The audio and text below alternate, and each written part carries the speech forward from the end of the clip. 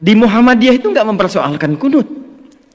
Saya belum pernah temukan ada orang Muhammadiyah di Majelis Tarji menfatwakan kunut bid'ah, tak ada. Kecuali Wahabi. Tahlilan. Dan ternyata Kiai Haji Ahmad Dahlan tuh nggak pernah nyual itu. Nggak pernah nyual. Dan saya telusuri di konfigurasi hukumnya itu, ternyata persoalannya bukan fikihnya. Ada kasus di kalangan masyarakat ingin menyelenggarakan tahlilan, ternyata tak punya materi, sehingga dia harus berhutang kepada tetangganya untuk mewujudkan tahlilan itu. Lalu saya bermula kembali melihat, ternyata dulu hubungan Kiai Dahlan dengan Kiai Haji Muhammad Hashimin Asy'ari Hadratus Syekh itu tak ada masalah di fikih, di akidah pun tak ada masalah. Problemnya muncul kemudian karena ada irisan-irisan yang sesungguhnya tak ada kaitan langsung dengan fikih. Saya ambil contoh begini misalnya, masalah tahlilan tadi. Kan bedanya NU dengan Muhammadiyah cuma di harokat saja kan. Tadi saya katakan sebetulnya saya riset. Di fikih ini tidak jauh Pak, Bu. Tahlilan misalnya. Bedanya NU Muhammadiyah kan cuma harokat ya. NU pakai nasab, Muhammadiyah pakai rofa. Muhammadiyah jadikan isim, NU menjadikan masdar. Halala yuhallilu tahlilan. Nasab harakatnya fathah. Orang Arab tuh kan kalau bilang nasaba, dia katakan nasaba rajulu asahu alal ardi. Orang Arab tancapkan tongkatnya dengan kuat sehingga tak goyah. Harakatnya fathah membuka sesuatu. Jadi kalau tahlilnya menggunakan metode NU, tahlilannya mayatnya jadi jenazah, masuk sudah ke alam kubur, nasaba, lalu untuk memberikan Fatihah dan turunannya dibuka, kemudian menggunakan skema tahlilan. Muhammadiyah cuma pakai rofa. Rofa pas ditarik, ya ayat Tuhan nafsul mutmainnah. Makanya Muhammadiyah menggunakan rofa tahlilun, NU menggunakan nasab tahlilan. Dan ternyata Kiai Haji Ahmad Dahlan tuh nggak pernah nyual itu, nggak pernah nyual. Dan saya telusuri di konfigurasi hukumnya itu, ternyata persoalannya bukan fikihnya. Ada kasus di kalangan masyarakat ingin menyelenggarakan tahlilan, ternyata tak punya materi, sehingga dia harus berhutang kepada tetangganya untuk mewujudkan tahlilan itu. Maka keluarlah pertimbangan, kalau tak punya uang jangan dipaksakan sehingga berhutang. Bukan masalah tahlilannya, cuman memang babnya belum selesai. Kalau memang tak punya uang, kenapa Anda tak pinjamnya atau berikan saja? Kan tuntas babnya gitu ya. Jadi saya kira ada turunan-turunan informasi yang dari atas itu, yang di kalangan elit sudah selesai, ke bawahnya itu tak sama. Kunut misalnya, di Muhammadiyah itu nggak mempersoalkan kunut. Saya belum pernah temukan ada orang Muhammadiyah di Majelis Tarji menfatwakan kunut bid'ah, tak ada. Kecuali Wahabi. Ya, kecuali Wahabi. Tak pernah saya temukan. Bahkan fatwanya yang terjadi ketika ada imamnya kunut yang di belakang mengaminkan, ketika imam di depan pun tak kunut, yang di belakang tak usah sujud sahwi. Jadi tataran konsep di atas itu sudah selesai. Nah, apa yang menyebabkan ke bawah itu tidak tuntas kemudian?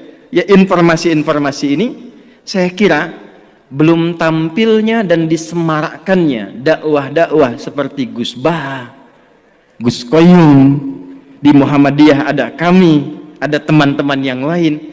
Nah, saya mungkin sarankan di semua turunan ke PWM, PWNU sampai yang ke bawah, itu yang difasilitasi untuk muncul.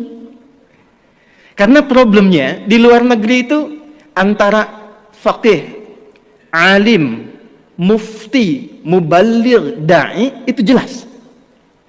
Saya usia 26 tahun, di Libya diangkat jadi amin khutbah. Boleh menentukan siapa yang khatib. Teman-teman saya yang ngaji sama saya sekarang jadi kiai semua tuh. Kiai Muhammad Imam Sofwan Yahya, menantunya Kiai Aqil Siraj. Itu teman seangkatan saya di Tripoli, ngaji bahasanya dengan saya. Kiai Nurul A'la, Pati. Kemudian ada lagi Kiai Anas Mas'udi, Kiai Muhammad Syamsuddin yang di Madura, yang duduknya kemarin dengan Gus Kautsar di Muktamar 1 Abad NU. Kemudian ada Kiai lagi yang dari Pati, Solah Ulaya. Kemudian ada lagi Tian Kamaluddin. Itu teman-teman kita. Pulang dari Tripoli, kita satu generasi membangun kesepahaman, itu kalau dakwah semua sampai. Nah, saya kira yang terakhir yang ingin saya akhiri, saya pikir sudah saatnya sekarang kita tidak berbicara lagi dalam konteks perbedaan NU Muhammadiyah dalam tatanan yang disepakati, tapi sekarang babnya adalah bagaimana membangun persaudaraan yang menyinergikan sehingga gagasan-gagasan besar yang disampaikan oleh Gus Yahya tadi di depan, membangun peradaban, membangun kemanusiaan, saya kira bisa diinisiasi di bumi pertiwi ini melalui penyatuan dan sinergitas NU dan Muhammadiyah. Ya, tentu nggak akan sama semuanya. Bab rumah sakit Muhammadiyah, bab kampus Muhammadiyah. Jadi pernah ada yang tanya, berapa jumlah kampus Muhammadiyah? 157 kepada Kiai Hasyim Muzadi. Kenapa di NU nggak ada kampusnya? Kata Kiai Hasyim, santai saja. Ya, selain yang Muhammadiyah punya NU semua itu.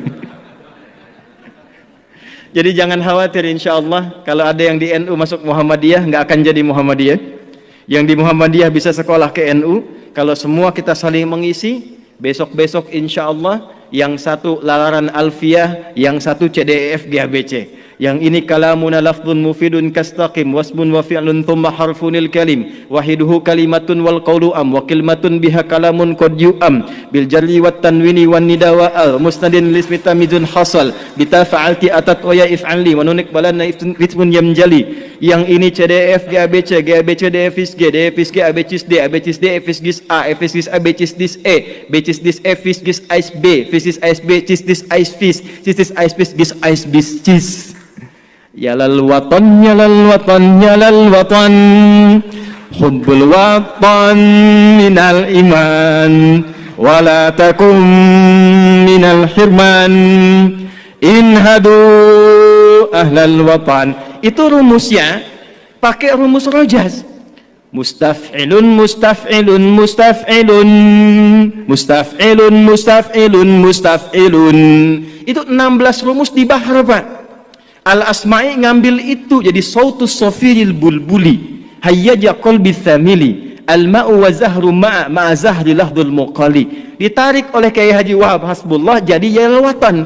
Yang ingin saya katakan, betapa hebatnya orang tua kita dulu, bukan hanya pakar di bidang fikih, pakar di bidang tata negara, tapi juga pakar di bidang bahasa. Di semua aspek spektrum keilmuan bisa diterjemahkan dalam konteks aplikasi kehidupan.